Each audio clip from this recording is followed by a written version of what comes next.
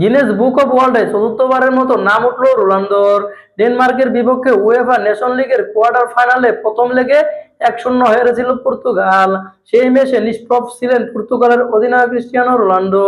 ফলে ঘরের মাঠে দ্বিতীয় লেগে আসার আগে চাপে ছিলেন এই কিংবদন্তি।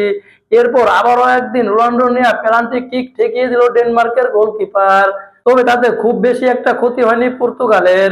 ডেনমার্ককে বড় ব্যবধানে হারিয়ে সেমিফাইনালে উঠেছে পর্তুগাল। রোববার 23 মার্চ রাতে উয়েফা নেশন লিগের কোয়ার্টার ফাইনালের দ্বিতীয় লেগে ডেনমার্ককে 5-2 গোলে হারিয়ে সব মিলিয়ে 5-3 এগ্রিমেন্টে সেমিফাইনালে উঠেছে পর্তুগাল। পর্তুগালের এই জয়ে বিশ্ব রেকর্ড গড়লেন রোনালদো।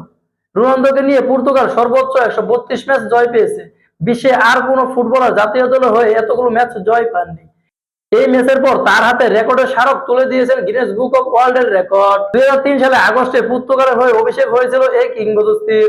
দীর্ঘ 22 বছর ধরে জাতীয় দলে খেলে যাচ্ছেন তিনি। 217 ম্যাচে 135 গোল করে ছেলেদের আন্তর্জাতিক ফুটবলে সর্বোচ্চ গোল করার রেকর্ড এখন রোনালদোরই।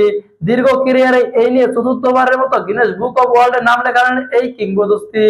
40 বছর বয়সী রোনালদো পেশাদার ফুটবলার হিসেবে 929 গোলের মালিক এখন। আর মাত্র 71 গোল করলে ফুটবল ইতিহাসে পেশাদার ফুটবলে 1000 গোলের মাইলফলক স্পর্শ করবেন তিনি। তো এই যে রোনালদো, তিনি একের পর এক গিনেস বুক অব ওয়ার্ল্ডে নাম লিখেছেন। তার নিঃসন্দেহে এটা তার জন্য অনেক গর্ব।